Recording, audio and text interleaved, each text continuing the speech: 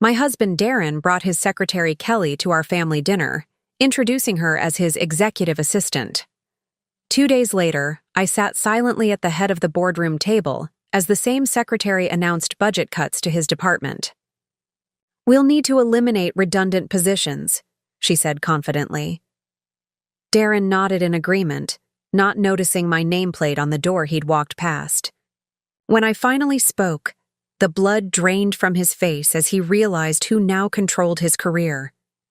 The crystal glasses clinked too loudly in the awkward silence of our dining room. Before we jump back in, tell us where you're tuning in from, and if this story touches you, make sure you're subscribed, because tomorrow I've saved something extra special for you.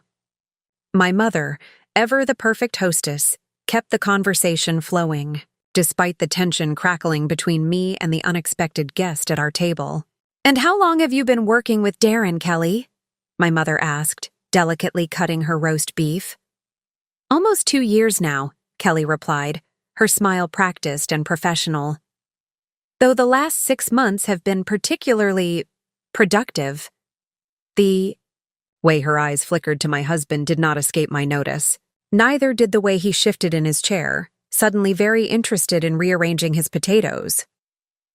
"Stephanie doesn't mind that I brought Kelly," Darren interjected, not bothering to look at me. "We have a major presentation tomorrow, and the Jefferson account is crucial to the department's growth strategy." "Of course," I said, taking a measured sip of wine. "The Jefferson account. You've mentioned it before." Frequently, in fact. Usually as his excuse for late nights at the office and missed anniversaries over the past 6 months. "Kelly has been instrumental in putting together the pitch," Darren continued, his hand briefly touching hers before quickly retreating. The gesture was small, easily dismissed as accidental, but I had become an expert at noticing these moments. "I'm sure she has," I replied evenly. My father cleared his throat, exchanging a glance with my mother. They both knew what I knew, though Darren remained oblivious. "So, Stephanie," my father said, changing the subject, "how was your trip to Chicago?" "Productive," I answered, echoing Kelly's choice of word. "The board was quite receptive to my presentation." "Board?" Darren perked up, finally looking at me. "What board?" For 10 years of marriage, my husband had shown minimal interest in my career. I was, in his mind, a middle manager at a financial consulting firm. Competent enough, but not ambitious like him. Not on track for leadership like him. Not deserving of the same respect he demanded for himself. "Meridian Global's board of directors," I explained, watching confusion flicker across his face. "Why would you be presenting to them?" he asked, his tone suggesting I'd misspoken. "Stephanie was asked to interview for a senior position," my father said, unable to contain his pride despite our agreement to keep things quiet until the official announcement. "Oh," Darren said dismissively, turning back to Kelly. "The Jefferson portfolio has potential annual billings of nearly 7 million. My father's jaw tightened almost imperceptibly. My mother touched his hand in a silent request for patience. "What?" Darren didn't know. What his self-absorption had prevented him from discovering was that Meridian Global had just acquired Westbrook Financial, the company where he'd worked for the past 8 years. The company where he'd recently been promoted to regional director, a position he'd leveraged to hire Kelly despite her questionable qualifications. And what Darren certainly didn't know was that after 6 months of confidential negotiations and interviews, I had been appointed as Meridian's new CEO. As dinner continued, the conversation drifted to safer topics. My mother's charity work, my father's golf game, the unseasonably warm weather. I contributed just enough to appear engaged. While my mind worked through tomorrow's strategy, Darren and Kelly occasionally exchanged glances they thought were subtle, their knees touching under the table when they thought no one was watching. When dessert was served, my mother's famous apple tart, I excused myself from the table. "Need to prepare for an early meeting tomorrow," I explained, folding my napkin neatly beside my barely touched dessert. "Don't wait up," Darren called after me, not bothering to turn around. Kelly and I will be finalizing the presentation details. Might be a late one. I paused at the doorway, looking back at the tableau. My husband leaning slightly toward his secretary, my parents exchanging concerned glances, the remnants of our family dinner scattered across the table. "Good luck with your presentation," I said. "I have a feeling tomorrow will be quite revealing for everyone." In the guest bedroom, I'd been sleeping there for weeks, though Darren hadn't seemed to notice. I reviewed my notes for tomorrow one final time. The acquisition had been finalized last week. My appointment had been confirmed yesterday. Tomorrow would be my first official day as CEO of Meridian Global, overseeing 12,000 employees across 3 continents, including my husband and his executive assistant. I heard Darren leave around 11, the front door closing with its characteristic click. He didn't come to say goodbye, probably assuming I was already asleep. I continued working until midnight, then set my alarm for 5:30 a.m. Tomorrow would require all my focus. The next morning, I dressed carefully in the charcoal suit I'd purchased specifically for this day. Conservative enough to convey authority, modern enough to signal change was coming. I left before Darren returned home, leaving only a note saying I had an early meeting. The drive to Meridian's headquarters took 30 minutes, giving me time to mentally prepare for the day ahead. At 6:30 a.m., I nodded to the security guard who recognized me from the previous month's visits. The executive floor was quiet, most senior staff not expected for another hour or two. I used this time to review personnel files and department restructuring plans one final time. By 8:45 a.m., my new office had been arranged to my specifications. The large mahogany desk positioned to face the door rather than the window, family. Photos conspicuously absent, credentials and awards prominently displayed. My assistant Penelope briefed me on the day's schedule. "Department heads will begin arriving at 9 a.m. for introductions," she explained. "Westbrook leadership is scheduled for this afternoon." "And Regional Director Wellington?" I asked, using Darren's title and surname as I would for any executive. Penelope consulted her tablet. 3:15 p.m., with his executive assistant. "Perfect," I replied. "Please ensure there are no interruptions during that meeting." The morning proceeded as expected. Most department heads were professional, if surprised to see a woman in her late 30s as their new CEO. Some were visibly concerned about what my leadership might mean for their departments. All were appropriately deferential. By 3 p.m., I had met with 14 executives. I took 15 minutes to review my notes on Darren's department one final time. At precisely 3:15, Penelope's voice came through the intercom. "Regional Director Wellington and Ms. Kelly have arrived for their appointment. Send them in," I instructed, positioning myself behind my desk, back straight, expression neutral. The door opened, and Darren walked in confidently, Kelly trailing behind him.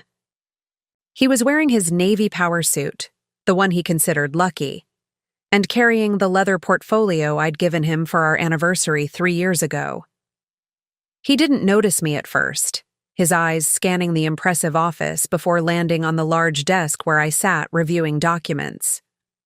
"We're here to meet the new CEO," he announced, his tone suggesting the CEO should feel honored by his presence.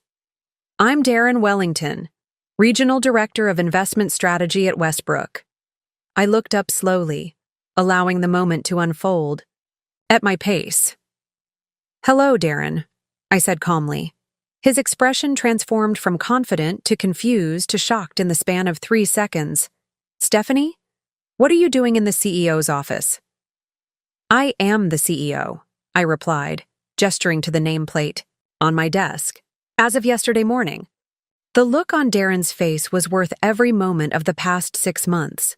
The late nights researching Westbrook's financials, the weekends spent preparing presentations, the uncomfortable questions about my sudden interest in corporate restructuring.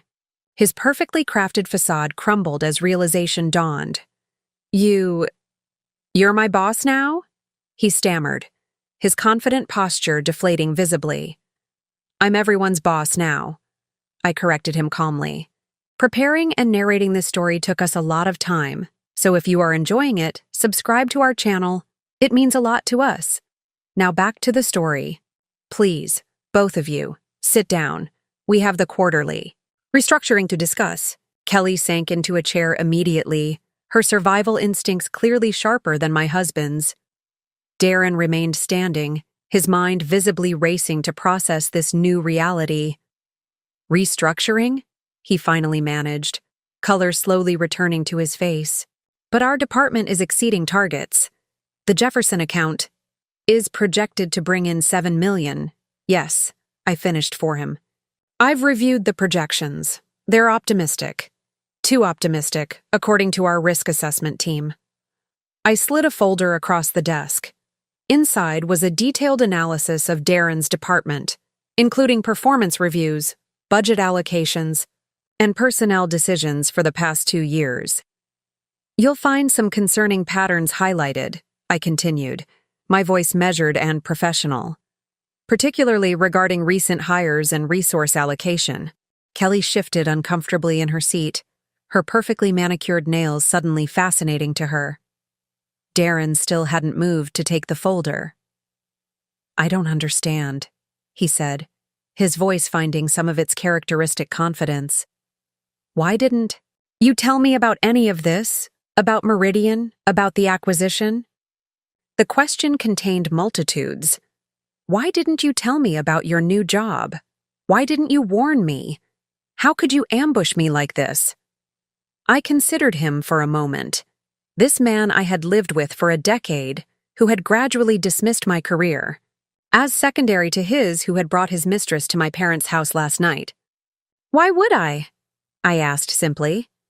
You never asked. Something in my tone finally penetrated his shock. He sat down slowly, reaching for the folder with a hand that wasn't quite steady. This is a mistake, he said, flipping through the pages without really seeing them. There must be some misunderstanding. The only misunderstanding, I replied, was your assessment of our respective positions, both professionally and personally. My intercom buzzed discreetly. Ms. Wellington, Mr. Connor from Legal is here with the restructuring documents you requested. Send him in, I instructed, not taking my eyes off Darren. The door opened to reveal Connor Matthews, Meridian's veteran chief legal officer, carrying a leather portfolio similar to Darren's but considerably more worn. At 62, Connor had guided Meridian through 3 decades of growth and acquisitions. His presence lent gravity to any meeting. Mr. Wellington, Ms. Miller. Connor nodded to them before taking the seat beside my desk. I have the documents you requested, Ms. Wellington. Thank you, Connor, I said, accepting the portfolio. We were just discussing the redundancies identified in Mr. Wellington's department. Connor's expression remained professionally neutral, though I detected a flicker of sympathy as he glanced at Darren. Unlike my husband, Connor had recognized my potential from our first meeting 6 months ago. The board has approved the restructuring plan, Connor explained to Darren.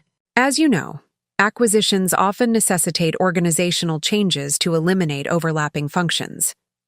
Darren straightened in his chair, his business instincts finally overriding his personal shock. My department has the highest growth rate. At Westbrook, surely that counts for something. Growth without proper oversight is just risk, I countered, opening Connor's portfolio. Your department expanded by 37% last year, while your compliance reviews dropped by 22%. That's not sustainable. Kelly finally spoke, her voice carefully modulated to project competence. I've been implementing new efficiency protocols that reduce the need for traditional compliance reviews. It's all documented in our quarterly reports. Yes, I've reviewed those protocols, I said. They're innovative but untested. Meridian has stricter compliance standards than Westbrook. We'll need to realign your department accordingly. I removed a document from the portfolio and placed it before me. This brings us to the immediate changes. Effective today, all executive. Assistants with less than 3 years' experience and without relevant degrees will be reassigned to administrative pools. Kelly paled visibly. Her resume had claimed a business degree from Wellesley College, a credential that our background check had discovered was fabricated. Furthermore, I continued, all department heads will undergo a 90-day evaluation period. Those meeting Meridian's leadership standards will retain their positions. Those who don't, I let the implication hang in the air. Darren finally found his voice again. This is personal, he accused, his tone hardening. You're using your position to punish me for what, exactly? I interrupted, my gaze unwavering. Please, enlighten us. Connor shifted slightly beside me, a subtle reminder of the professional environment. Darren glanced at him, then at Kelly, whose wide eyes clearly communicated a warning to tread carefully. For not taking your career seriously enough. Darren amended, opting for a safer grievance. This isn't about you, Darren, I said, though we both knew otherwise. This is about Meridian's future. The board expects me to optimize operations and eliminate redundancies. I'm simply doing my job. I slid the document across the desk.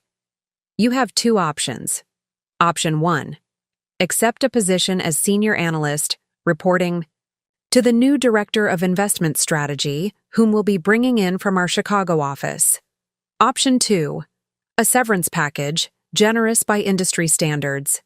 And Ms. Miller? Darren asked, his concern for his assistant suddenly paramount. Will be meeting with HR after this to discuss her options, I said evenly. Her situation is different from yours. The implications hung in the air. Falsifying credentials was grounds for immediate termination at Meridian. The only reason I hadn't mentioned it explicitly was professional courtesy, and the knowledge that Darren's humiliation would be more complete if he discovered it later. Connor cleared his throat. I should mention that both options include standard non-disclosure and non-disparagement clauses. Meridian values discretion during transitions. Darren stared at the document, the reality of his situation finally sinking in. I need time to consider my options. Of course, I replied. You have until the end of the week. In the meantime, you'll both report to Paige Morris, who will be overseeing your department during the transition. As if on cue, the intercom buzzed again. Ms. Morris has arrived for her 4 p.m. appointment. Perfect timing, I said, rising from my chair to signal the meeting's end. Connor will walk you through the paperwork, and I'll introduce you to Paige. Darren and Kelly stood, visibly shell-shocked. I couldn't help adding, oh, and Darren, don't wait up tonight. I'll be working late. The irony of using his own excuse against him wasn't lost on anyone in the room. 3 weeks earlier, I had forgotten my laptop charger at the office and returned after hours to retrieve it. The executive floor was deserted, but a sliver of light escaped from under Darren's door. I approached quietly, not wanting to interrupt if he was on a call. She has no idea, I heard Kelly whisper, her voice intimate in a way that made my stomach clench. Once the Jefferson deal closes, we'll have enough leverage to restructure the entire department. Darren's laugh, low and conspiratorial, was one I'd never heard before. Dad's retirement was the opening we needed. The old man finally stepped aside, and now the board is practically begging me to take over his accounts. I froze, hand suspended, mid-knock. Through the partially open door, I saw Kelly perched on my husband's desk, her skirt hiked inappropriately high, her fingers tracing patterns on Darren's chest as he stood between her knees. And Stephanie? Kelly asked, pronouncing my name like it left a bad taste in her mouth. She's served her purpose, Darren replied casually. She was useful when I needed a stable family man image for the board, but once I'm running things, we'll have more flexibility in our arrangements. You mean I won't have to hide in hotel rooms anymore? Kelly pouted playfully. Soon enough, Darren assured her, his hands sliding up her thighs. Though I admit, there's something exciting about sneaking around. Something broke inside me that night. Trust, love, the illusion of a 10-year marriage. But something else hardened in its place as I slipped away unnoticed, leaving my laptop charger behind. I drove home in a daze, streets blurring through unshed tears. When Darren returned hours later, I pretended to be asleep, buying myself time to think. For the first time in our marriage, I was grateful we'd kept separate financial accounts, my prudish insistence that had annoyed Darren over the years. The next morning, I moved mechanically through our routine, making coffee, checking emails, pretending nothing had changed. But everything had. I now saw the subtle patterns I'd been ignoring, the late nights, the unexplained expenses, the way he'd gradually undermined my career while elevating his own. "Big meeting with the Jefferson people today," Darren mentioned casually over breakfast, not looking up from his phone. "Probably won't be home until late." "That's fine," I replied evenly. "I'm having dinner with Finn anyway." That got his attention. Finn Murray was my college boyfriend, now a successful management consultant. Our occasional lunches had always irritated Darren, though he pretended not to care. "Finn? What's he doing in town?" Darren asked, trying to sound nonchalant. "His firm is handling a major acquisition. We're just catching up." I hadn't actually made plans with Finn, but the seed was planted. As soon as Darren left, I called my old friend. "Stephanie." "It's been ages," Finn greeted warmly. "How are you?" "I need your help," I said, skipping pleasantries. "And your discretion." Over lunch in a quiet restaurant far from Darren's usual haunts, I explained my situation without emotion, laying out facts rather than feelings. "So, your husband's cheating with his secretary. Classic, but disappointing," Finn summarized. "But why call me specifically? Unless—" His eyes widened with realization. "The acquisition your husband mentioned. Is it Westbrook?" I nodded. "Meridian Global is looking to expand into Westbrook's market. The deal's been kept quiet." Finn leaned back, impressed. "And you want in on it?" "I want more than that," I replied. "I want to run it." For years, I'd been building a reputation in financial consulting, specializing in corporate restructuring, identifying inefficiencies, streamlining operations, maximizing shareholder value. My clients respected my work, even if my husband dismissed it as a hobby job. "Meridian's CEO is retiring next month," Finn said thoughtfully. "They'll need someone who understands both cultures to manage the transition." "Someone like me," I confirmed. "I need you to get me a meeting with Paige Richardson." Paige was Meridian's board chair, known for her no-nonsense approach and commitment to promoting qualified women. She'd built Meridian from a regional player into a national powerhouse.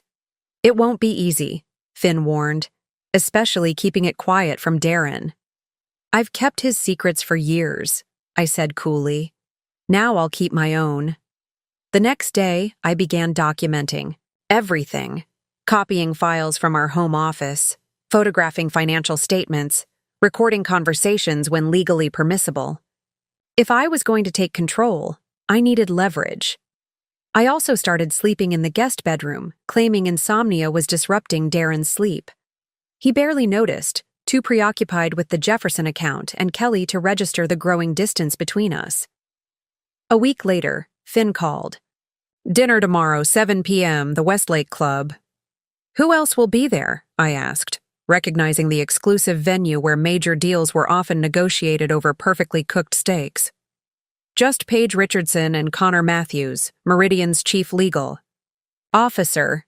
I spent that evening preparing, reviewing Meridian's public financials, analyzing Westbrook's vulnerabilities, developing a preliminary integration plan that would showcase my understanding of both companies. When I entered the private dining room at the Westlake Club the next evening, Paige Richardson rose to greet me. In her mid-60s, she exuded the quiet confidence of someone who had broken glass ceilings without making a show of the shattered pieces.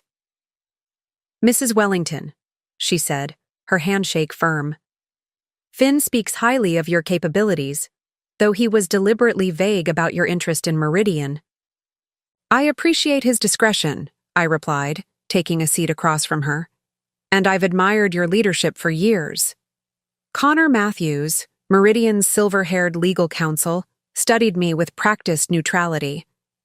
Your husband works for Westbrook. Correct. That presents certain complications. I placed a folder on the table. Inside, you'll find evidence of irregularities in Westbrook's reporting, particularly in my husband's department. The Jefferson account that's being used to justify his promotion is built on projections that can't be substantiated. Paige opened the folder, scanning its contents with a raised eyebrow. You're willing to provide this information against your husband's interests? I'm willing to protect Meridian from a bad investment, I corrected, and to offer my services in restructuring the acquisition properly. As what, exactly? Connor asked. I met his gaze directly. As your next CEO. The audacity of my proposal hung in the air. Then Paige Richardson did something unexpected. She laughed, a genuine sound of delight. You have guts, Mrs. Wellington. That's essential for the position. She glanced at Connor. We'll need to move quickly and quietly. If your husband discovers our interest, he could undermine the entire acquisition. He won't, I assured her. Darren only sees what he expects to see, and he's never expected much from me. As dinner progressed, my temporary alliance with Finn evolved into a genuine partnership with Paige and Connor. By dessert, we had outlined a strategy that would transform both companies and my life. Welcome to Meridian, Stephanie, Paige said, as we parted. Though I suggest we keep your new position confidential until the papers are signed. I nodded, a plan already forming. Absolutely. Some revelations are best delivered in person. I didn't sleep that night. Instead, I sat in our home office, a space Darren rarely entered, and methodically developed my strategy. The desk lamp cast shadows across family photos that now seemed like artifacts from a stranger's life. 10 years of marriage reduced to props in a play where I'd unknowingly been cast as the devoted wife while my husband rehearsed a different script altogether. My laptop glowed with a half-completed email to Finn, detailing additional documents I needed from Meridian to prepare for my first week as CEO. The position wasn't officially mine yet, the board would vote next week, but Paige's support virtually guaranteed my appointment. The timing aligned perfectly with the Westbrook acquisition. I closed the laptop and moved to the window, watching dawn break over our neighborhood of carefully curated executive homes. The irony wasn't lost on me. Darren had insisted on buying in this prestigious address to reflect his professional standing, using mostly my inheritance from my grandmother for the down payment. Now that same house would witness his professional downfall. Strategic patience, my grandmother had always counseled. Know when to move and when to observe. Growing up in her household after my parents' death, I'd absorbed her business acumen through osmosis. The granddaughter of Penelope Wells, founder of Wells Financial Services, I'd been raised to understand power, particularly the power of being underestimated. Grandmother had sold her company at 65, having built it from nothing while being consistently dismissed by her male counterparts. Let them think you're harmless, she'd advised. It gives you room to maneuver. I'd followed that advice throughout my marriage, allowing Darren to believe his career naturally took precedence, that my work was secondary. I'd kept my accomplishments modest in his presence, redirected conversations when colleagues praised my insights too enthusiastically at company functions. It hadn't started as a deliberate strategy, more an unconscious adaptation to Darren's fragile ego. Somewhere along the way, his perception of me had calcified into certainty. Stephanie, the supportive wife. Stephanie, the adequate but unexceptional professional. Stephanie, who would never outshine him. I heard Darren's alarm from the master bedroom, followed by the shower running. He'd emerge in exactly 17 minutes, dressed in one of his rotation of power suits, expecting fresh coffee and perhaps a perfunctory kiss before heading to the office where Kelly awaited. Today, I would disappoint him on at least one count. Gathered my papers and slipped out the front door before he finished his shower. The note I left was brief. Early meeting. Don't wait up. His own words returned to him without acknowledgement of their regular dishonesty. In my car, I allowed myself a moment of genuine emotional response, not the calculated calm I'd maintained since overhearing Darren and Kelly, but the raw hurt of betrayal. 10 years. A decade of building a life with someone who could dismiss it so casually. Who could look at me across our dinner table with Kelly beside him, pretending everything was normal? The hurt crystallized into something harder, colder, more focused. By the time I pulled into my office parking lot, I had compartmentalized my personal feelings. Today was about professional preparation. The reckoning would come later. I spent the morning finalizing details with my soon-to-be former colleagues, carefully avoiding any hint of my impending departure. At lunch, I met with Finn at a cafe near Meridian's headquarters.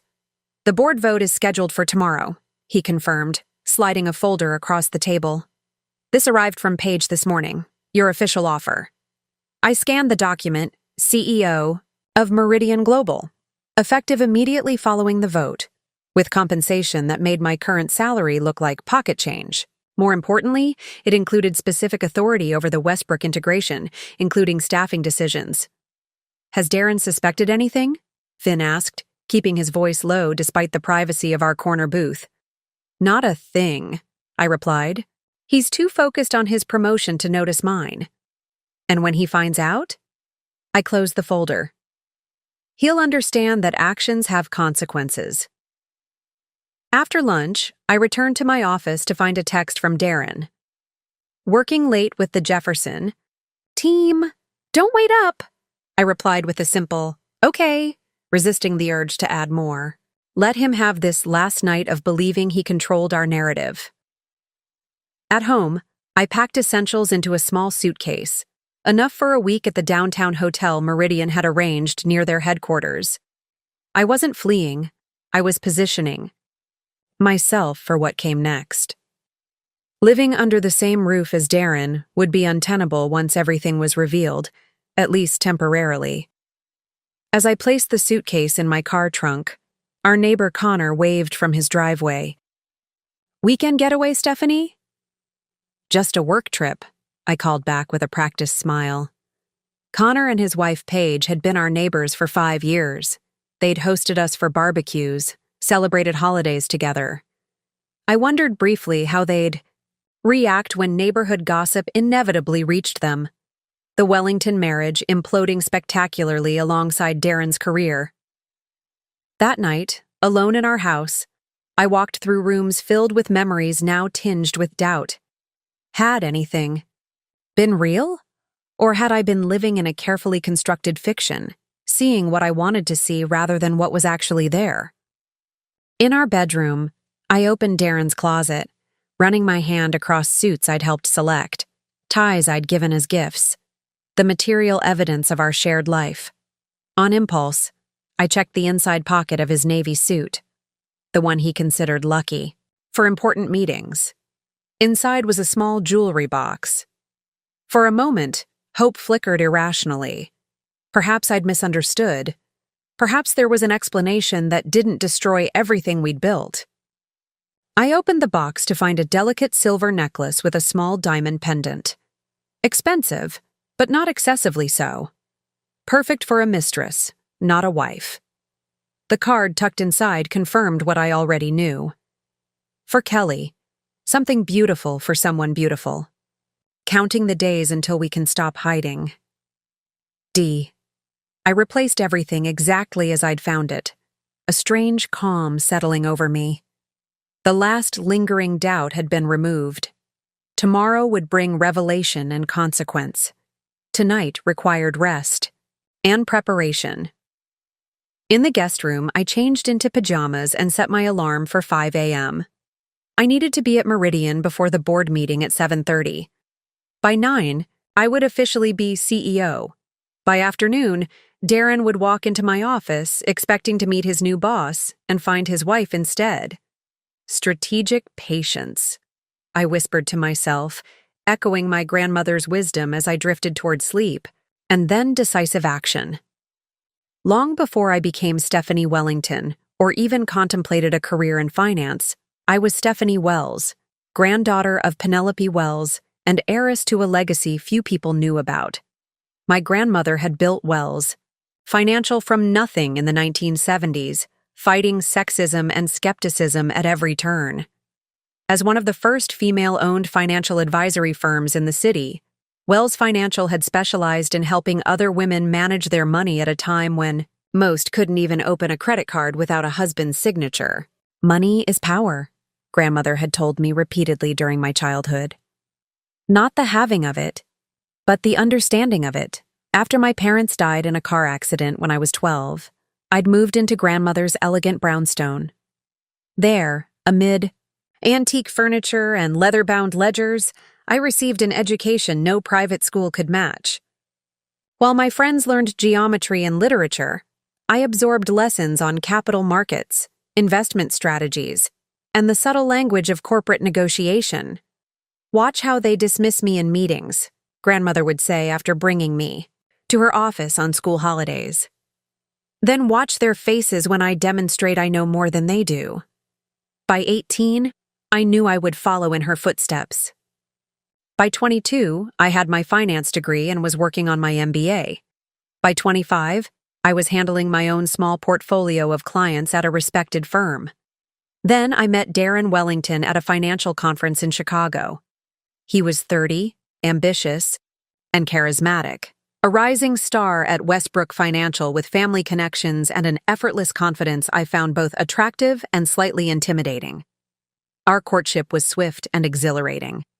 Within 6 months, he'd proposed with a diamond ring and promises of a partnership, personal and professional, that would benefit us both. What Darren didn't know was that I had quietly inherited Wells Financial upon my grandmother's retirement. Rather than taking over directly, I had accepted the board's recommendation to install professional management while maintaining majority ownership as a silent partner. The arrangement allowed me to pursue my career without the weight of my family, name-creating expectations or resentment. Only my close friend Finn knew the full extent of my financial situation. "Are you sure about not telling Darren?" he'd asked before the wedding. "Starting a marriage with a secret this big seems risky." "I'll tell him," I'd assured Finn. "Just not yet. I want him to know he's marrying me, not my grandmother's company." But the right moment never seemed to arrive. Early in our marriage, Darren had made dismissive comments about trust fund babies who hadn't earned their positions. Later, he'd grown increasingly competitive about our respective careers, subtly undermining my accomplishments while exaggerating his own. By our 3rd anniversary, I had decided to maintain my privacy indefinitely. My grandmother, still sharp, at 82, had approved. "Men like Darren need to feel superior," she'd observed during one of our monthly lunches. "Your success threatens him. Your inheritance would devastate him." So I'd played the role of supportive wife, maintaining a separate but successful career path that never quite overshadowed his. I'd offered insights when asked, connections when needed, and occasional capital infusions disguised as family money when opportunities arose. The most significant of these had come 5 years into our marriage when Darren needed investors for a new division he was creating at Westbrook. I'd provided $200,000 through a shell company grandmother had established years earlier, becoming an anonymous limited partner in a venture my husband considered exclusively his achievement. That investment had helped launch the division that now included the Jefferson account, the same account he was using to position himself for promotion, while conducting an affair with Kelly. The irony wasn't lost on me. My money had inadvertently funded the vehicle for my own betrayal. 3 years ago, grandmother had passed away at 87, leaving me as the sole heir to her considerable estate and complete control of Wells Financial. By then, maintaining My financial privacy had become second nature. Darren knew I'd inherited some money and property, but I deliberately downplayed the amount while moving the bulk into trusts and investment vehicles outside his awareness. What I hadn't anticipated was Meridian Global's interest in expanding their market share through strategic acquisitions. 6 months ago, they had approached Wells Financial, not knowing its connection to me, about a potential partnership. The synergy between Wells' boutique advisory services and Meridian's broader financial operations was compelling. During initial discussions, it became clear that Meridian was also considering Westbrook Financial, my husband's employer, as another potential acquisition target. The coincidence had seemed almost cosmic, a convergence of personal and professional worlds I'd kept carefully separated. Rather than recusing myself from the negotiations, I'd seen an opportunity. Using a different last name, my mother's maiden name, Taylor, I'd participated in preliminary meetings with Meridian executives, impressing them with my intimate knowledge of both Wells Financial and, through carefully anonymized insights, Westbrook's operations. When Paige Richardson, Meridian's board chair, had mentioned they were also seeking a new CEO to oversee their expansion strategy, I'd recognized the perfect alignment of circumstance and preparation. My unique understanding of all three organizations made me an ideal candidate. The only complication was my marriage to a Westbrook executive, a conflict of interest that would need to be addressed. If I were to pursue this position, I'd asked Paige during a private dinner, how would you handle the Westbrook acquisition, particularly regarding existing leadership? Performance reviews would be standard, she'd replied. We retain the best talent and restructure where necessary. No special treatment, regardless of connections. Her eyes had narrowed slightly. Why do you ask? That night, I'd made my decision. I would pursue the Meridian CEO position as Stephanie Taylor, revealing my Wells Financial connection, but temporarily withholding my relationship to Darren Wellington. Once the board approved my appointment, I would disclose the potential conflict of interest, but recuse myself from direct decisions regarding his position. What I hadn't anticipated was discovering Darren's affair with Kelly before my appointment was finalized. That changed everything. The professional courtesy I'd planned to extend no longer seemed warranted. As I prepared for tomorrow's board vote, I reviewed the careful compartmentalization I'd maintained throughout my life. Wells heiress, anonymous investor, supportive wife, ambitious professional. For the first time, all aspects would converge in a single moment when Darren walked into my office tomorrow afternoon. The thought brought not anxiety, but a strange sense of relief. The masks were coming off. The strategic patience my grandmother had taught me was about to yield its dividend. We don't need lazy people like you, Darren said, his voice cold and unfamiliar. Beside him, Kelly maintained a professional facade, but the triumph in her eyes was unmistakable. The boardroom scene unfolded in its entirety, every excruciating detail now crystal clear in the harsh fluorescent lighting of Meridian's executive floor. Your services are no longer required, Darren continued, barely looking up from the document in front of him. Kelly will oversee the implementation of your suggestions for the Jefferson account with appropriate modifications. The subtext was clear. My work would be claimed as Kelly's, just as my husband had been. I studied the faces around the table, some avoiding eye contact, others watching with nervous anticipation. The department heads Darren had invited to witness my professional execution had no idea they were instead about to observe his. We're streamlining operations, Kelly added, sliding a folder across the polished conference table. The severance package is generous considering your contributions.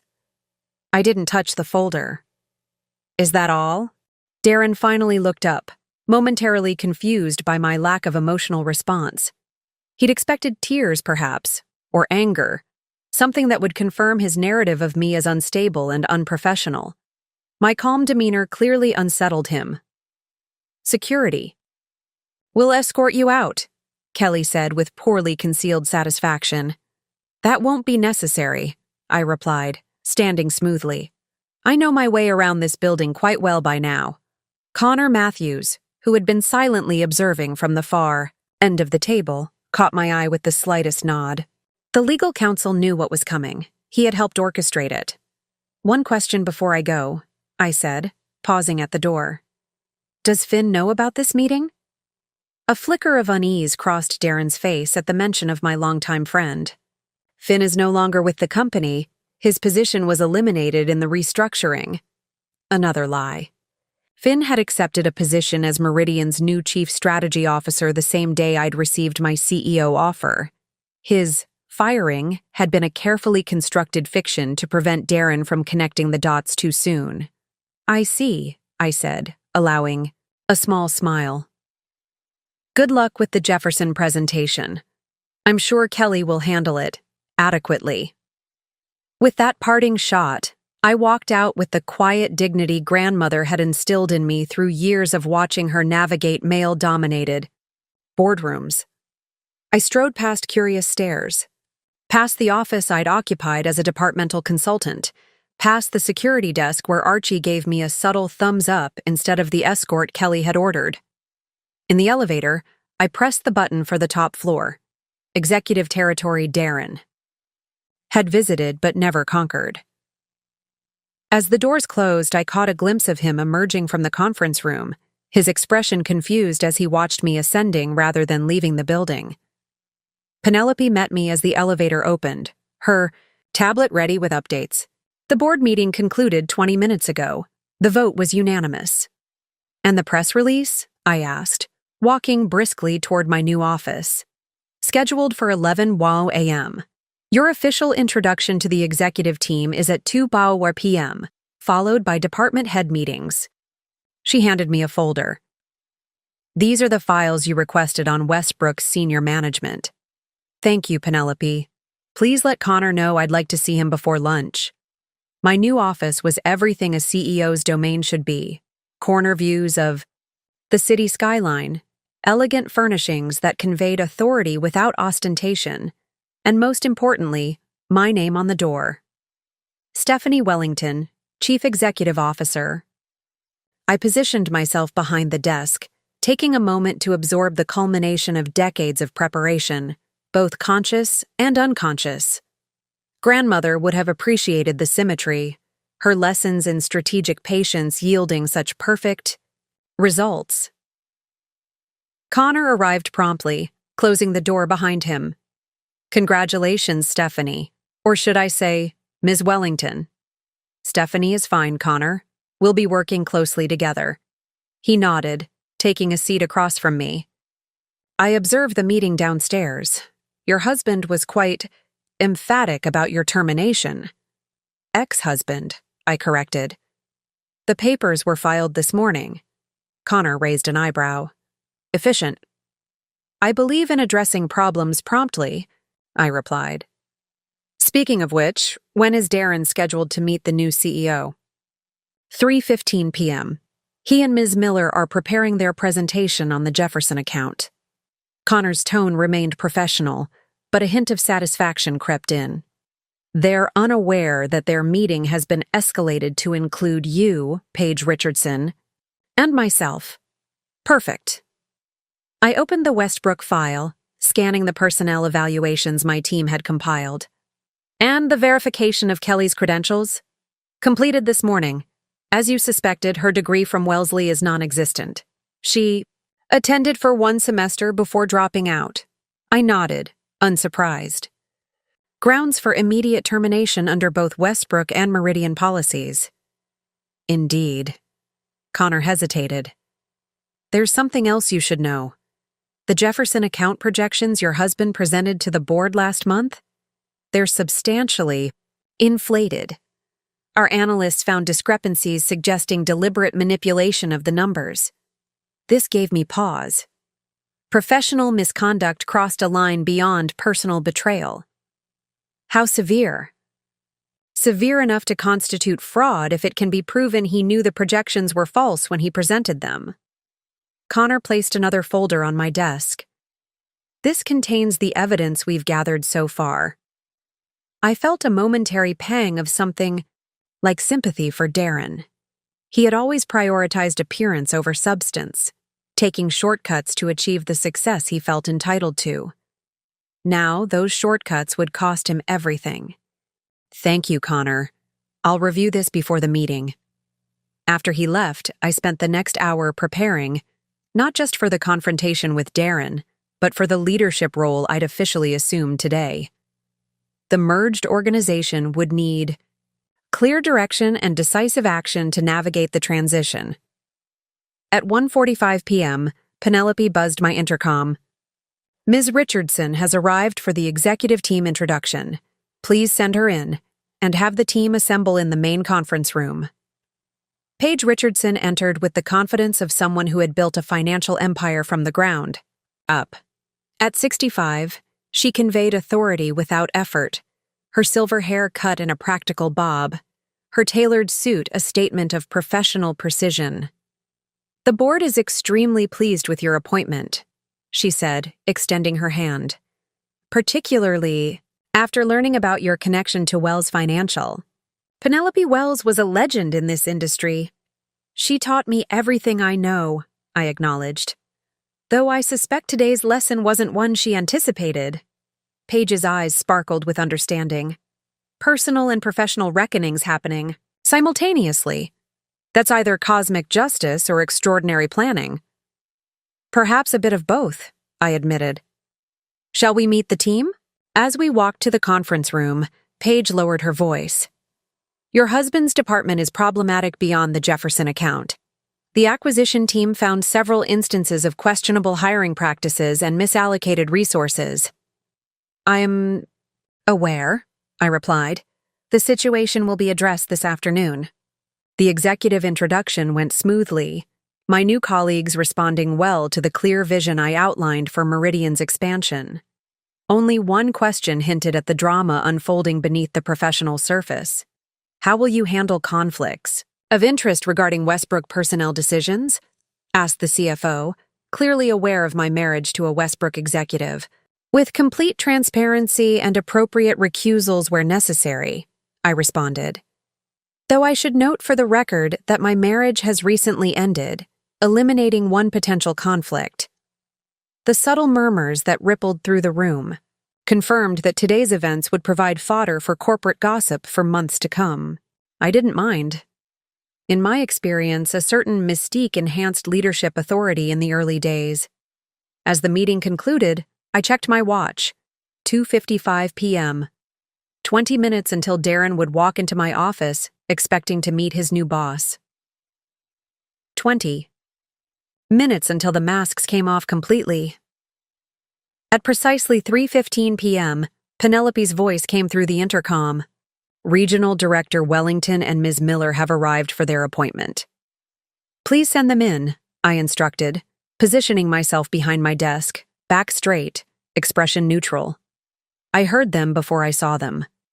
Darren's confident voice, explaining something to Kelly in the hallway, their footsteps approaching my door.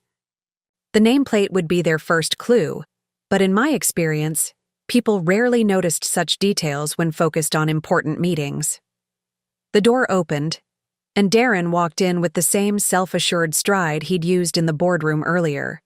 Kelly followed close behind, tablet in hand, her professional mask firmly in place. Paige Richardson and Connor Matthews were already seated in the visitors' chairs, creating an unexpected, welcoming committee. Darren hesitated briefly at seeing the board chair and chief legal officer, but quickly recovered. "Ms. Richardson, good to see you again. I wasn't aware you'd be joining us." His eyes moved past them to where I sat behind the desk, and everything stopped. For 3 long seconds, he simply stared, his brain struggling to reconcile what he was seeing. "Stephanie," he finally managed, "what are you doing in the CEO's office?" "I am the CEO," I replied calmly, gesturing to the nameplate on my desk.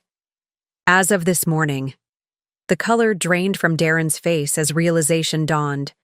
Behind him, Kelly's eyes widened in alarm, her gaze darting between me and the exit as if calculating her chances of escape. "This isn't possible," Darren said, his voice hollow. You work for Bennett Consulting. I did, I confirmed, until Meridian recruited me 6 months ago as part of their leadership transition strategy. 6 months? His shock was giving way to anger now. You've been planning this for 6 months and never said a word? Much like you never mentioned your relationship with Kelly, I replied evenly. We all have our secrets, it seems. Kelly took an instinctive step backward, but Connor's subtle shift to block the door discouraged any hasty departure. Please. Both of you, sit down, Paige instructed with the authority of someone accustomed to being obeyed. This meeting is still happening, just with some adjusted parameters. Darren sank into a chair, visibly struggling to process this reversal of fortune. Kelly perched on the edge of her seat, poised for flight. I believe some context might be helpful, I said, opening a folder on my desk.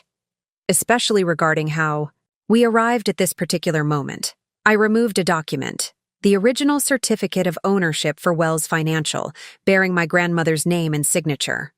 35 years ago, Penelope Wells founded what would become one of the most respected boutique financial firms in the region.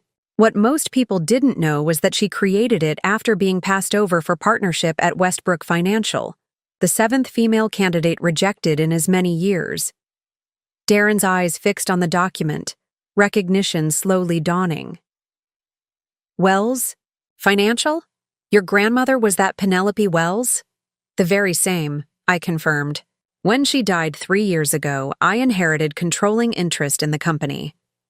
A fact I chose not to share with you for reasons that have become increasingly obvious. 6 months ago, Paige continued seamlessly, Meridian approached Wells Financial about a potential acquisition. During those discussions, we discovered Stephanie's unique position. Intimate knowledge of Wells' operations, an understanding of Westbrook's culture through her marriage to you, and impressive credentials in her own right. Connor leaned forward, slightly. When the CEO position opened unexpectedly, Stephanie became the obvious candidate to oversee the integration of both acquisitions. Darren's expression hardened as the pieces fell into place. So this whole time, while I was working to advance at Westbrook, you were secretly positioning yourself to take over the entire company? No, I corrected him. I was building my career independently, maintaining the separate identity my grandmother established for me. The opportunity with Meridian emerged organically through my work at Wells. The timing was fortuitous. Fortuitous? Darren's laugh was bitter. You've been lying to me for our entire marriage. About your family, about your finances, about everything. Have I? I asked quietly. Or did you simply never bother to ask? You assumed I was a middle manager with a hobby job, as you called it. You never showed interest in my work, my ambitions, or my background beyond the convenient narrative you created. Kelly, sensing the personal turn of the conversation, attempted to redirect. Perhaps we should focus on the Jefferson account presentation. That is why we were called here. An excellent suggestion, Ms. Miller, Paige agreed. Though I should mention that the Jefferson projections have already been thoroughly reviewed by our analytics team. The numbers don't quite add up. Connor opened his own folder. Specifically, the revenue projections appear to be overestimated by approximately 40%, while implementation costs are underreported by a similar margin. This creates a significantly distorted picture of the account's profitability. Darren's confidence faltered again. Those projections were prepared by my team based on available data. If there are discrepancies, the discrepancies appear to be systematic and deliberate, Connor interrupted, his tone neutral but firm, which raises questions about oversight and intent. Kelly shifted uncomfortably in her seat. I merely compiled the data provided by the department analysts. Interesting, I noted. Because, according to timestamps on the digital files, the final edits were made from your company laptop at 11:32 p.m. on April 15th, a time when department analysts were unlikely to be involved. April 15th. The night I'd overheard them in Darren's office, planning their future at my expense. The night everything had changed. Darren's expression confirmed my suspicion. He knew exactly when and how those projections had been modified. His eyes darted to Kelly, a warning she failed to heed. "Darren instructed me to adjust the numbers," she blurted. "He said the board needed to see stronger growth potential to approve his promotion." The betrayal between them was swift and absolute. In an instant, their united front collapsed under pressure. "That's not," Darren began, but Paige raised a hand to silence him.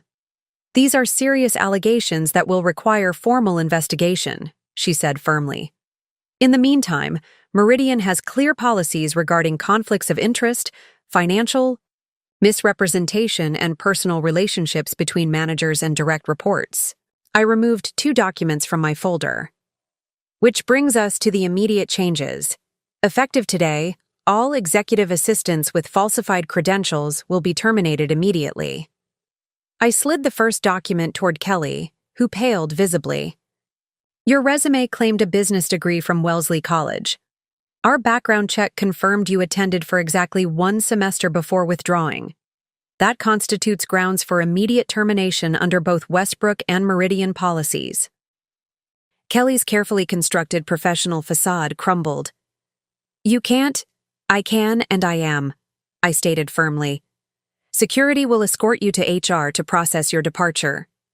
As if on cue, Archie from security appeared at the door. With a final desperate glance at Darren, who refused to meet her eyes, Kelly gathered her belongings and followed Archie out. The second document remained on my desk, its implications hanging in the air between me and the man I'd married a decade ago. "And me?" Darren finally asked, his voice uncharacteristically small. "I suppose you've been planning my termination since the moment you accepted this position." I studied him for a moment. This man who had dismissed my career, betrayed my trust, and attempted to humiliate me professionally just hours earlier. "Actually," I said, "I have something else in mind." I opened the second document and placed it in front of Darren. It wasn't a termination notice as he clearly expected, but something potentially more devastating to his pride. "This is a reassignment order," I explained. "Effective immediately, you'll be transferred to our Seattle office as a senior analyst reporting to Paige Morris, who will be taking over your former department during restructuring." Darren stared at the document in disbelief. "You're demoting me? After everything I've built at Westbrook?" "You're being offered a position commensurate with your verified accomplishments," I corrected. "The Jefferson account irregularities have called into question your judgment as a department leader." "This is personal," he accused, anger flaring. "You're using your position to punish me." "On the contrary," Connor interjected smoothly. "Ms. Wellington recused herself from the final decision regarding your position. This recommendation came from our integration committee based on performance metrics and compliance concerns." This was partially true. I had recused myself formally, but the committee understood my preferences. The decision to offer Darren a position rather than outright termination wasn't mercy, it was strategy. "The alternative," Paige added, "is immediate termination with cause, which would trigger an investigation into the Jefferson account projections. That could potentially lead to more serious consequences, including industry blacklisting." The pie implication hung in the air. Financial fraud wasn't just a firing offense. It could end his career permanently and potentially involve legal repercussions. Darren's eyes narrowed as he calculated his limited options. "And if I refuse this? Generous offer?"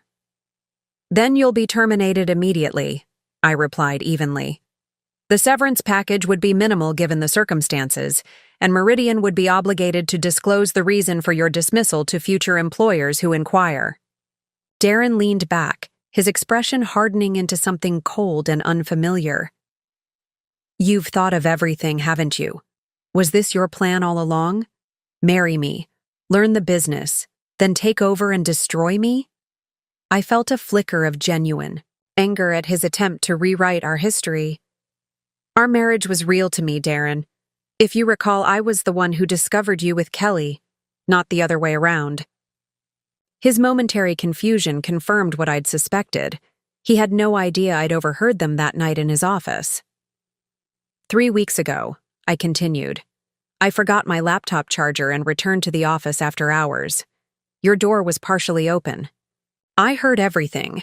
Your plans for after the Jefferson deal, your assessment of my usefulness, your arrangement with Kelly. Understanding dawned on his face, followed quickly by defensive anger. So this is revenge for an affair? Pretty extreme, don't you think? This isn't about the affair, I said, my tone measured.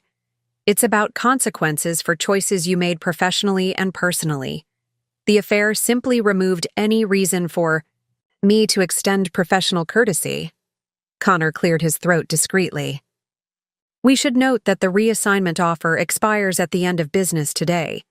Given the sensitive nature of the financial discrepancies involved, we need your decision promptly. Darren's jaw tightened as the reality of his situation sank. The power dynamic he'd taken for granted had been completely upended, leaving him with only bad options. Fine, he said finally. I'll take the Seattle position. Excellent, Paige responded, sliding a pen toward him. Initial here and sign. At the bottom. The transfer takes effect next Monday, giving you time to make necessary arrangements. As Darren signed with barely controlled fury, I opened my desk drawer and removed a final document. Divorce papers already processed by my attorney that morning, 1I. Last piece of business, I said, placing them beside the reassignment form. Given the circumstances, I believe a clean break is appropriate. Darren's laugh was bitter as he scanned the divorce filing. Efficient as always, Stephanie. Were these prepared before or after you took the CEO position? The position and our divorce are separate matters, I replied, though I admit the timing is convenient. He signed without further comment, his signature angry and sharp against the paper. Connor will see you out, I said, gathering the signed documents. HR will contact you tomorrow with relocation details. As Darren stood to leave, a flicker of his old confidence returned. You know, you're more like your grandmother than I realized, ruthless when necessary. Thank you, I replied sincerely. That's the highest compliment you could give me. After Darren and Connor left, Paige remained, studying me with newfound respect. That was impressively handled. 10 years of marriage taught me exactly how to manage Darren, I said, allowing myself a small smile. His pride would never let him refuse the position, even at a lower level. Termination would have made him a martyr in his own mind. This way, he has to live with the consequences every day. And sending him to Seattle? That was particularly inspired. It's our smallest office, furthest from headquarters, with the least growth potential. Darren will hate every minute of it. Paige nodded approvingly. Remind me never to get on your bad side. After she left, I allowed myself a moment of quiet reflection. The confrontation had gone exactly as planned, yet I felt no triumph, only a strange emptiness where anger had burned just hours before. I walked to the window, looking out over the city skyline as afternoon shadows lengthened. The office that had been Darren's ambition and my inheritance now represented something different. A fresh start, professionally and personally. My intercom buzzed, interrupting my thoughts. Ms. Wellington, Finn Murray is here to see you. Send him in, Penelope. Finn entered with the relaxed confidence of someone who had nothing to prove, carrying a bottle of champagne and 2 glasses. I heard the meeting with Darren went as planned. News travels fast, I observed as he set the glasses on my desk. Corporate grapevine, he confirmed, opening the champagne with practiced ease. Kelly apparently made quite a scene in HR. Something about conspiracy and entrapment? I accepted the glass he offered. She'll find another position. People like Kelly always land on their feet. And Darren? Seattle, I replied. Effective Monday. Finn raised his glass. To new beginnings. I clinked my glass against his. And hidden protections. As we sipped our champagne, I found myself thinking of my grandmother. She had built her company after being rejected by Westbrook, creating a legacy that ultimately enabled me to acquire the very institution that had dismissed. Some might call it revenge. Grandmother would have called it market correction. Either way, the symmetry felt right. A circle closing after decades. Justice delivered not through confrontation, but through strategic patience and decisive action when the moment arrived. What? Now? Finn asked, interrupting my thoughts. I smiled, setting down my glass. Now we build something better. Through a series of vignettes that played in my mind as I looked out over the city from my new office, I could trace the evolution of my relationship with Darren, from genuine connection to growing distance.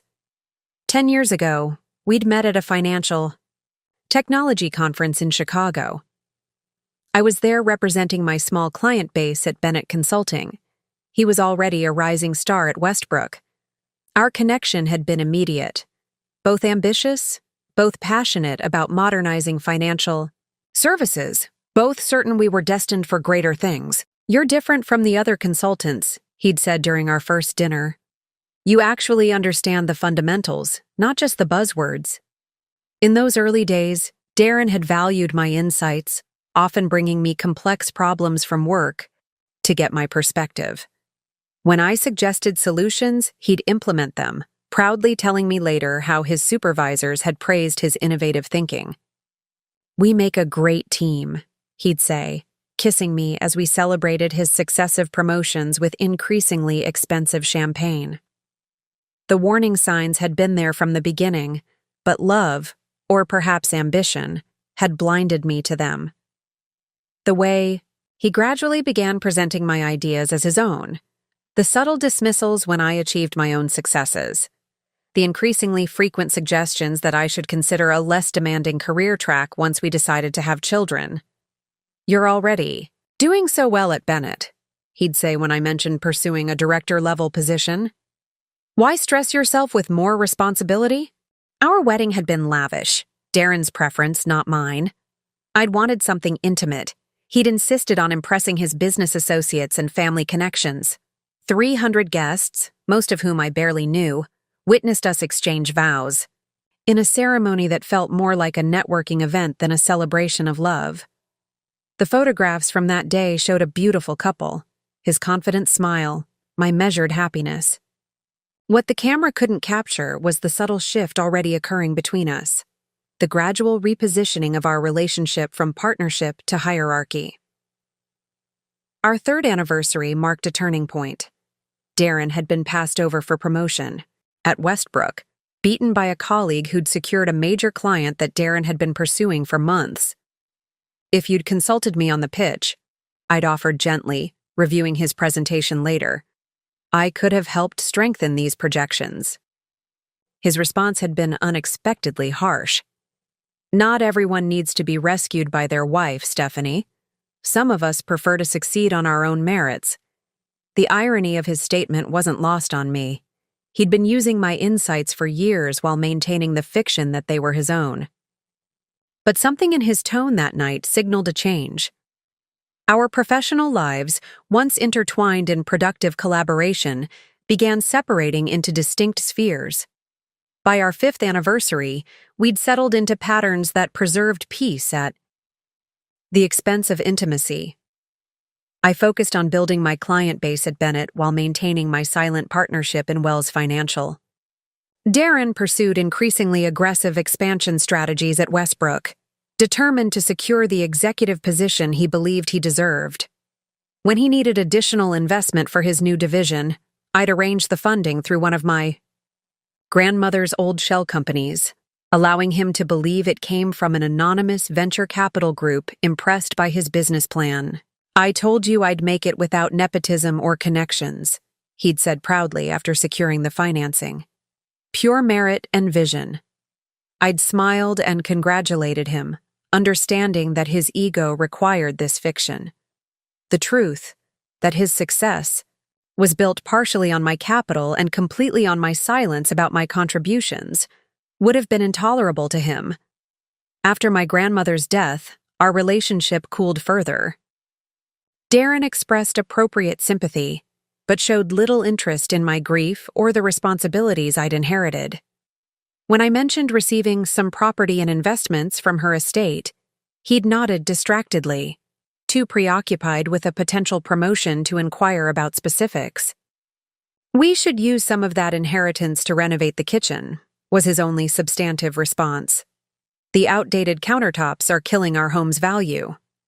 The distance between us grew, measured not in arguments but in absence, of curiosity, of mutual support, of shared dreams. We became two individuals occupying the same space rather than partners building a life together. I couldn't pinpoint exactly when Kelly had entered the picture. She'd been hired as Darren's executive assistant approximately 2 years ago, shortly after he finally secured the regional director position he'd coveted for so long. Initially, I'd thought nothing of his frequent mentions of her efficiency and organizational skills. "Kelly managed to reschedule the entire quarterly review in under an hour," he'd report over dinner. "She's exactly what I needed to maintain momentum." Gradually, dinner conversations about Kelly increased, while actual dinners with me decreased. Late nights at the office became routine, always justified by important projects that couldn't wait. Until morning. Weekend work sessions grew more frequent, always framed as necessary sacrifices for his career advancement. I wasn't naive, but I was patient, perhaps too patient. I noticed the signs but chose to focus on my own path forward rather than confronting what was increasingly obvious. Part of me had already begun detaching from the relationship, recognizing that its foundation had eroded beyond repair. The night I overheard them in Darren's office simply confirmed what I'd suspected for months. Their affair wasn't just personal. Betrayal. It was the culmination of a pattern established years earlier. Darren had always valued people based on their usefulness to his ambitions. I had outlived my usefulness in his eyes. Kelly represented a newer, more advantageous alliance. What neither of them realized was that I had been preparing for this moment my entire life. Not the specific betrayal, but the necessity of standing on my own strength when partnerships failed. My grandmother had taught me to build layers of protection, to maintain independence even within commitments, to always have options beyond the obvious path. As I finalized the acquisition strategy for Meridian in the weeks following my discovery of their affair, I wasn't driven by vengeance, but by opportunity. The convergence of personal betrayal and professional opening provided perfect clarity.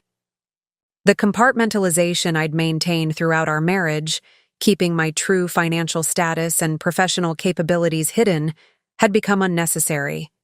It was time to step fully into my own power, without apology or accommodation. The why. Morning after Darren and Kelly left my office in disgrace, I arrived at Meridian headquarters before sunrise. The building was nearly empty, just security and a few ambitious analysts preparing for early meetings. I preferred these quiet hours for strategic thinking, another habit inherited from my grandmother, who claimed dawn brought clarity that no other time of day could match. My new office still felt foreign, though Penelope had already arranged it to my specifications. Photographs of my parents and grandmother sat on a side table, not prominently displayed but present as silent witnesses to this pivotal moment in our family's legacy. I opened my laptop and reviewed the integration plan I'd developed for merging Westbrook's operations into Meridian's structure. The document represented weeks of careful analysis, identifying redundancies, recognizing talent worth retaining, and mapping a path forward that would maximize strengths while minimizing disruption. What I needed now was a trusted team to execute this vision. Darren's department would require immediate attention. His leadership style had created a culture of corner-cutting and favoritism that would undermine Meridian's values if left unchecked. Paige Morris was already positioned to take over, but she would need deputies untainted by association with the previous regime. I pulled up personnel files, focusing on mid-level managers at both Westbrook and Meridian, who had demonstrated integrity and competence despite being overlooked for promotion.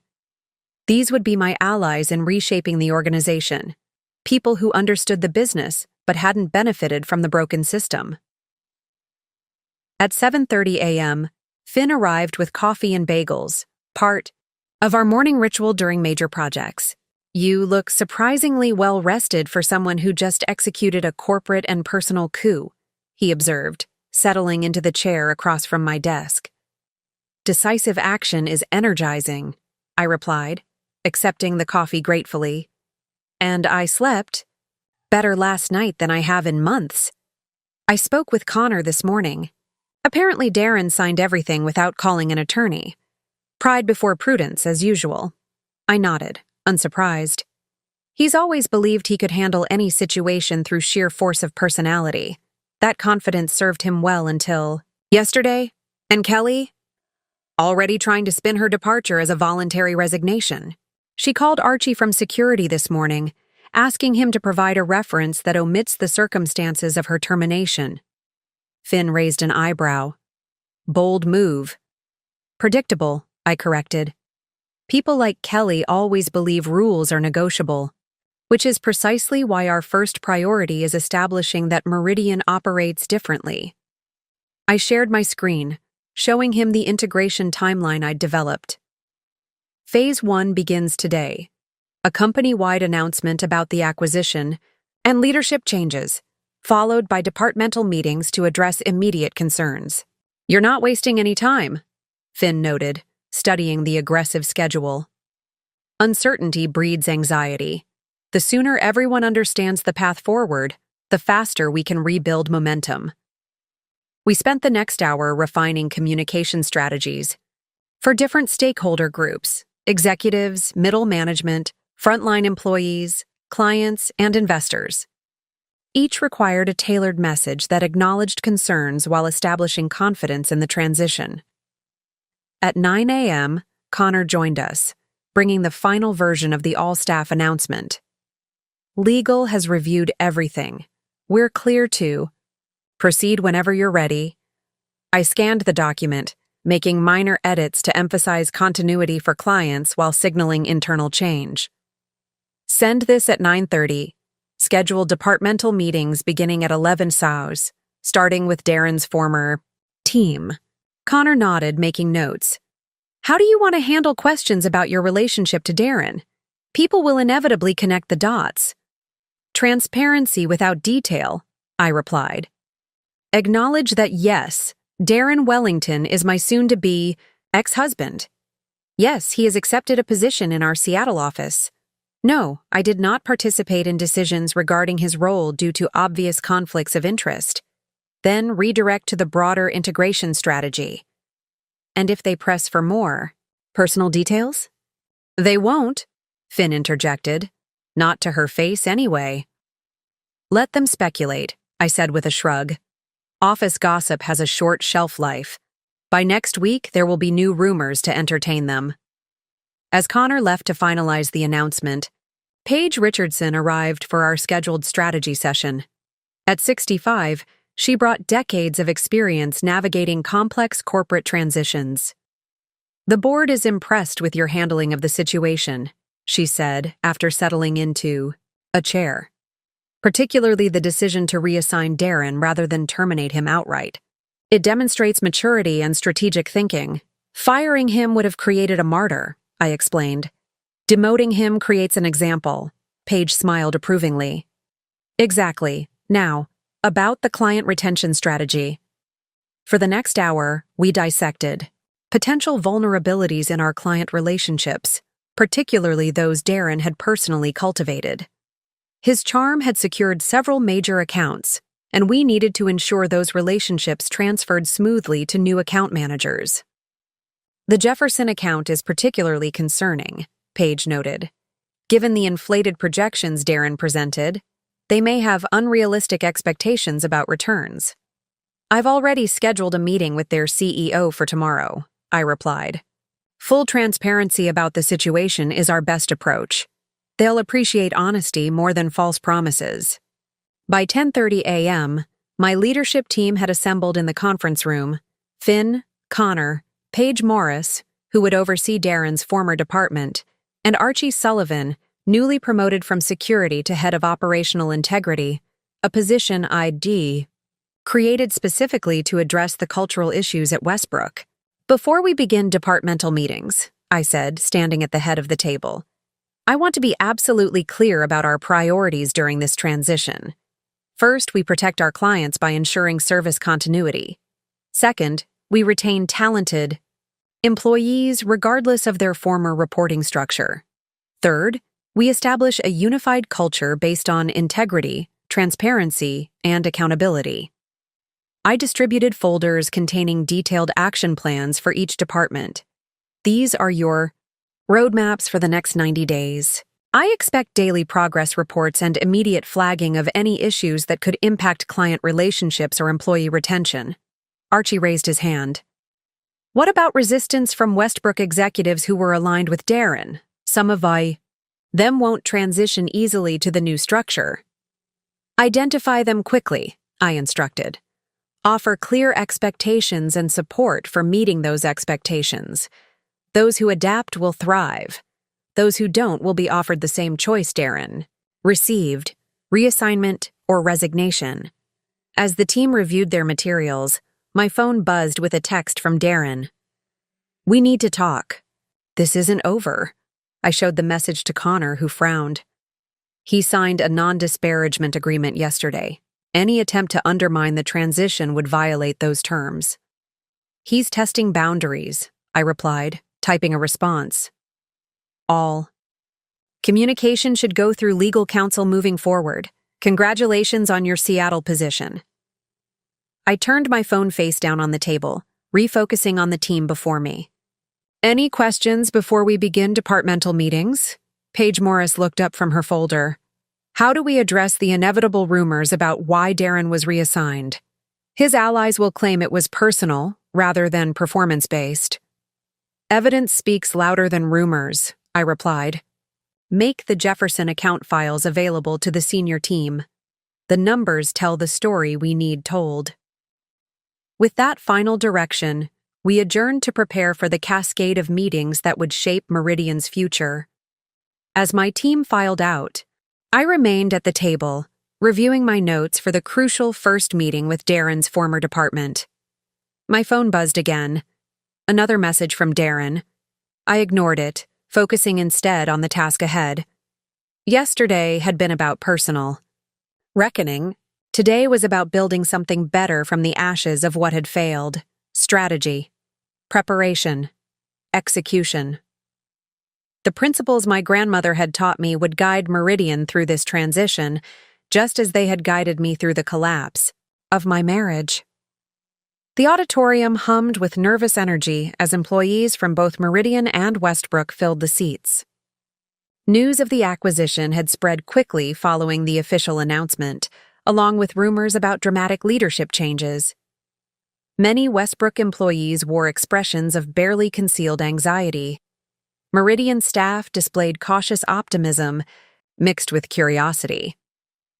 I stood backstage, reviewing my notes one final time while Paige Richardson addressed the audience with a brief overview of the acquisition's strategic benefits.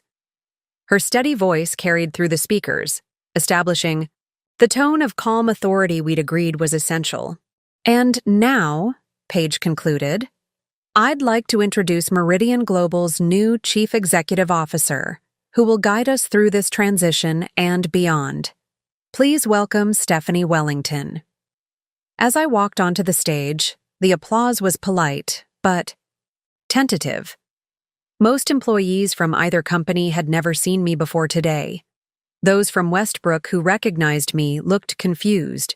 They knew me only as Darren's wife, occasionally present at company functions but otherwise largely invisible in their professional world. Thank you, Paige, I began, taking position at the podium. Today marks not just the merger of two companies, but the beginning of something stronger than either could have become separately. I outlined the integration timeline, emphasizing, Continuity for clients and growth opportunities for talented employees regardless of their original company. Without mentioning Darren directly, I addressed the elephant in the room. You may have heard that some leadership changes have already taken place. These decisions were based on thorough performance evaluations and alignment with our core values: integrity, accountability, and transparency. These values will guide all decisions moving forward. From the third row, I spotted Archie nodding slightly as I emphasized the new cultural priorities. Beside him, several of Darren's former allies shifted uncomfortably in their seats. Change brings uncertainty, I acknowledged, but it also brings opportunity. In the coming days, each department will meet with transition teams to address specific questions and concerns. My door is open to anyone with ideas for improving our integration process. As the presentation concluded and employees filed out, for department-specific breakout sessions, I noticed a cluster of Westbrook managers huddled in urgent conversation. Their sideways glances in my direction suggested the topic was personal rather than professional. The office grapevine was clearly operating at full capacity. Finn appeared at my side as I gathered my notes. Impressive speech, clear but not threatening, firm but not dictatorial. How's the reception from Darren's former team? Mixed, he replied honestly. Some are relieved. Apparently, his management style had grown increasingly erratic in recent months. Others are loyal and suspicious.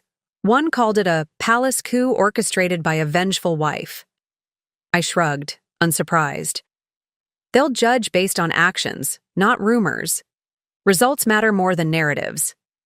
As we walked toward the executive conference room for the next meeting, Penelope intercepted us with a tablet displaying an email that had just been sent to the entire leadership team. "You should see this immediately," she said, her expression concerned. The email was from Darren, sent from his personal account rather than his company address, which had already been deactivated per protocol. The subject line read, "The truth about Stephanie Wellington." The message itself was brief but pointed. Before embracing Stephanie's leadership, you should know she orchestrated this takeover through deliberate deception and hidden conflicts of interest. Her family connections and secret financial stake in Wells Financial were concealed from Westbrook's board during acquisition discussions. I urge senior leadership to demand full investigation before proceeding further. Supporting documents attached. The attachment was a scatter of financial records showing my inheritance of Wells Financial, public information that anyone could have accessed, though few had reason to connect it to me, given my use of my grandmother's surname in that context.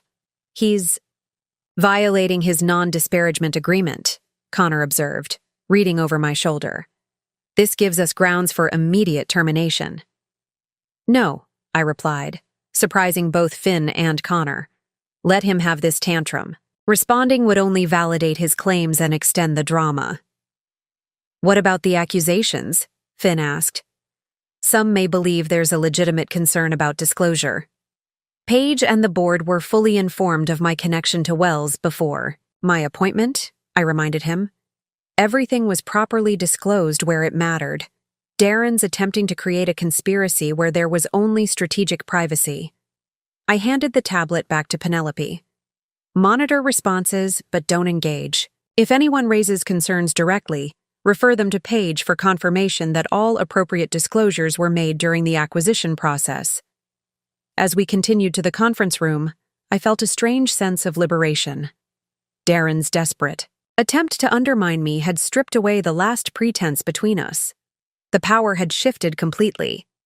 His email wasn't the desperate act of a betrayed husband, but of a dethroned executive who had finally realized he was no longer the protagonist. In his own story, the curtain had fallen on our marriage. Now the real work began. Darren's attempt to rally opposition through his email fell flat. By mid-afternoon, the message had been acknowledged, but effectively dismissed by most of the leadership team. Paige Richardson had responded with a brief, factual clarification, confirming that all appropriate disclosures had been made during the acquisition and appointment process.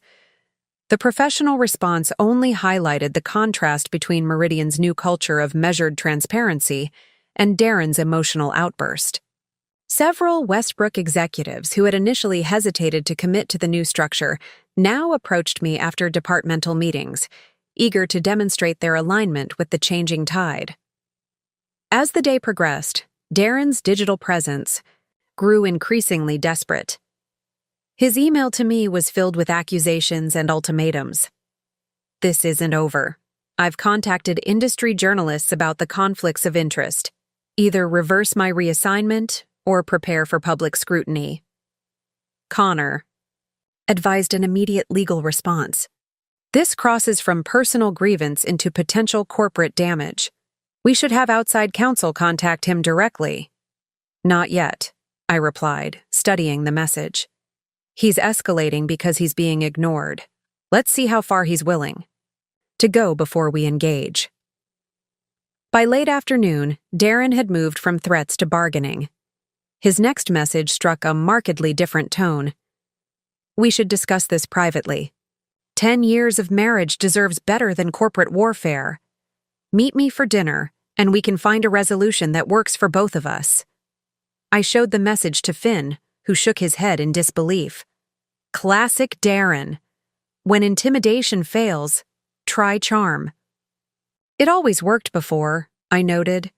"People yielded when he pushed, softened when he smiled. He's cycling through tactics that have proven successful in the past." I drafted a simple response. "All communication should continue through official channels. Your reassignment details have been finalized with HR." Darren's final message arrived just as I was concluding the day's meetings. No threats, no charm, just raw emotion finally breaking through. "Was any of it real? Did you ever love me? Or was I just part of your grandmother's revenge against Westbrook?"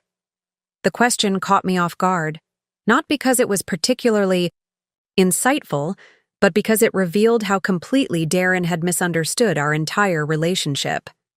Even now, he saw himself as the victim of an elaborate plot rather than the architect of his own downfall.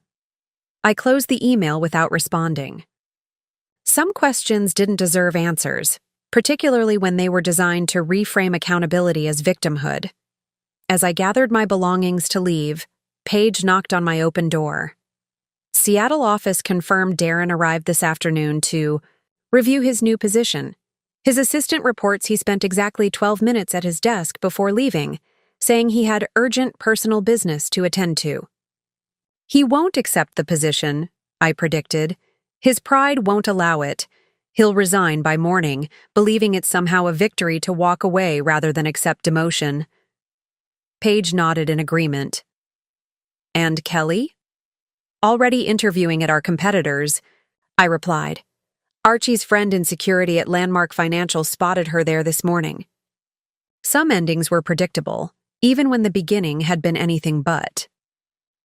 By the end of the first week, the corporate landscape had shifted dramatically.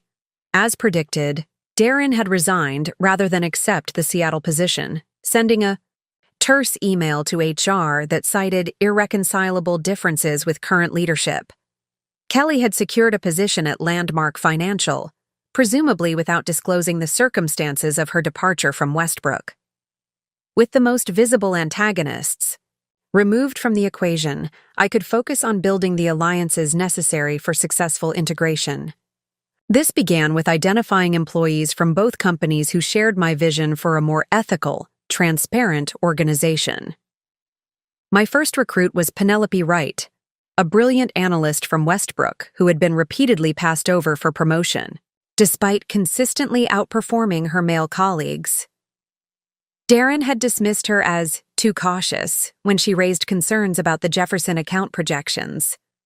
"I need someone who understands Westbrook's internal dynamics but isn't compromised by the previous culture," I explained, offering her a position as Director of Integration Strategy. "Someone who values accuracy over expediency." Penelope accepted immediately. "I've been waiting 5 years for leadership that understands the difference between ambitious projections and fictional ones."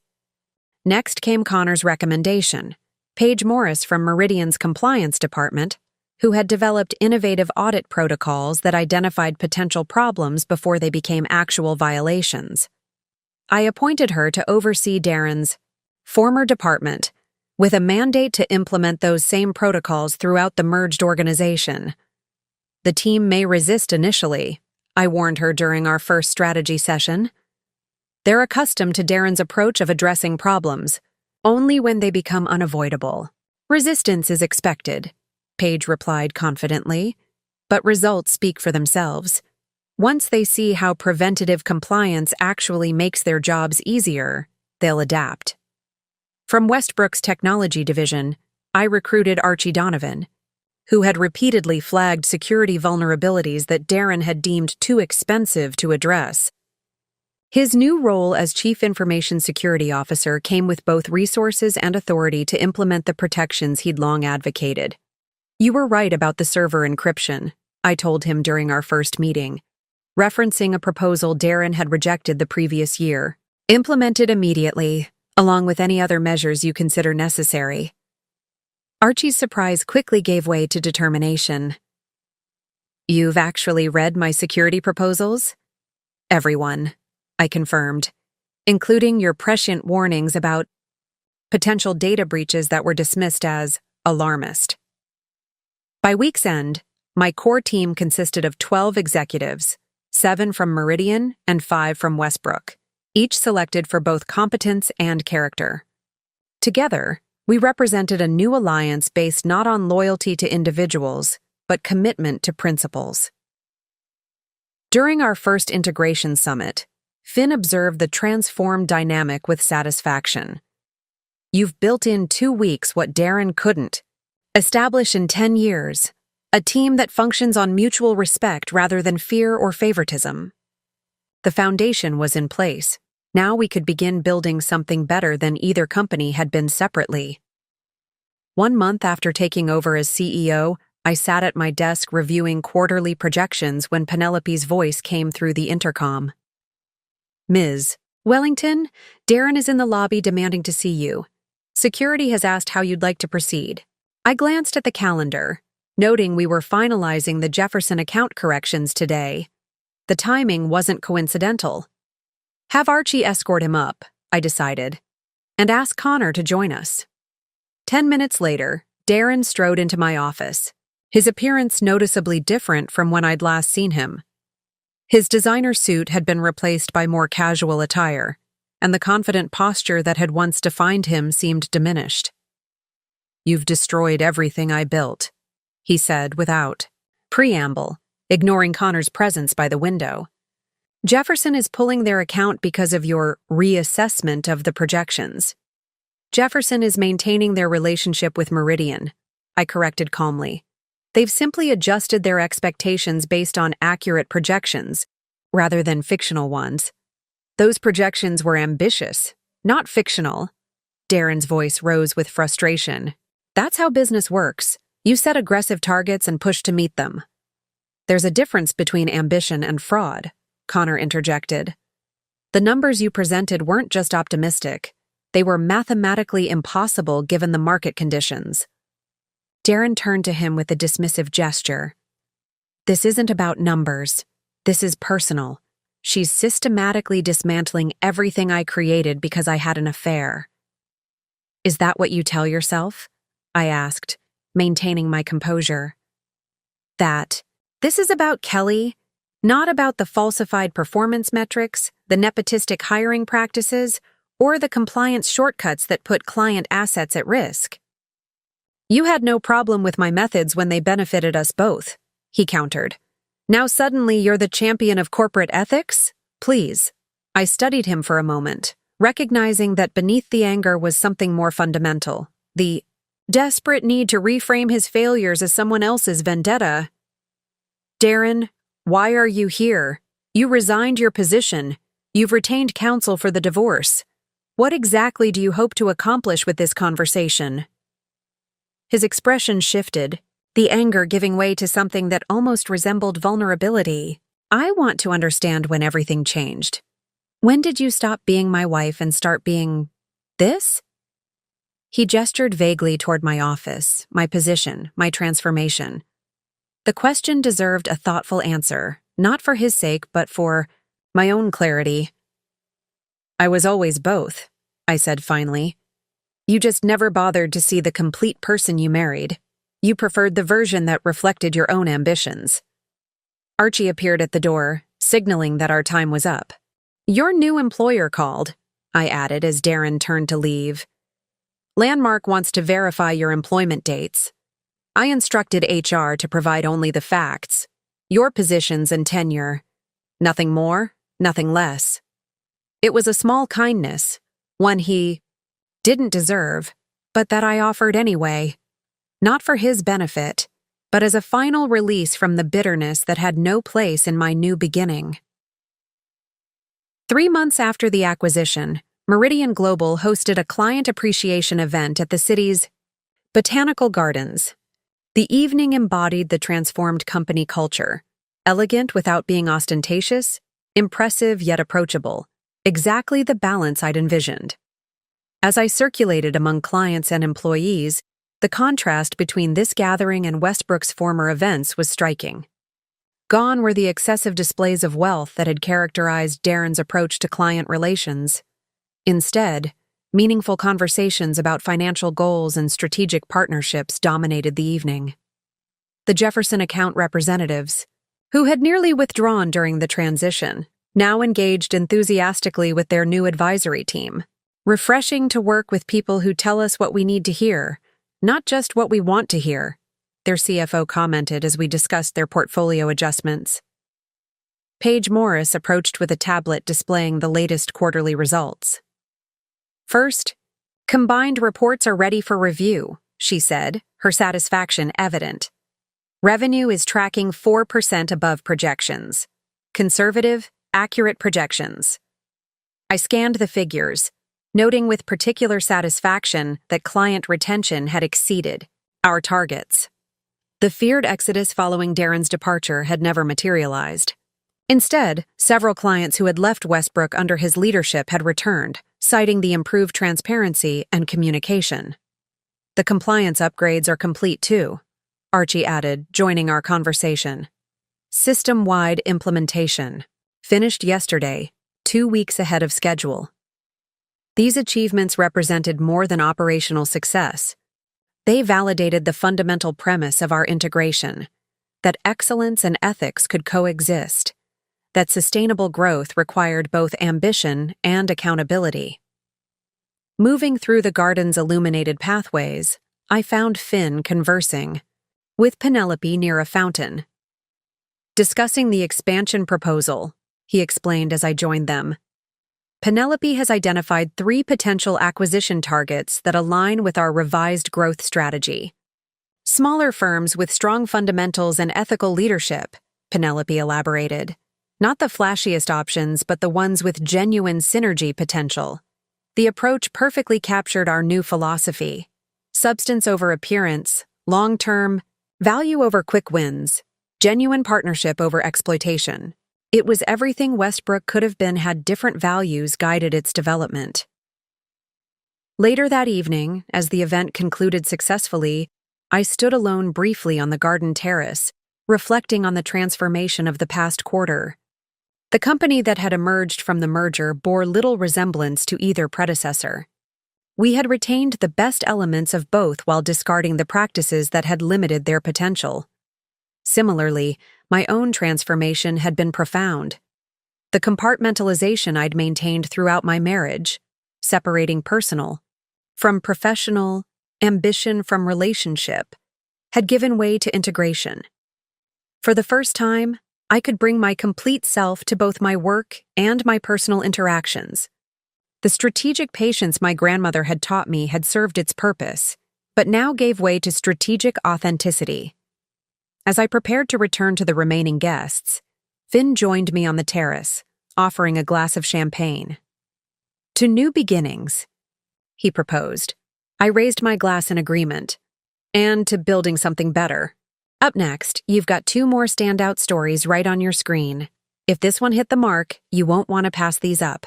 Just click and check them out. And don't forget to subscribe and turn on the notification bell so you don't miss any upload from us."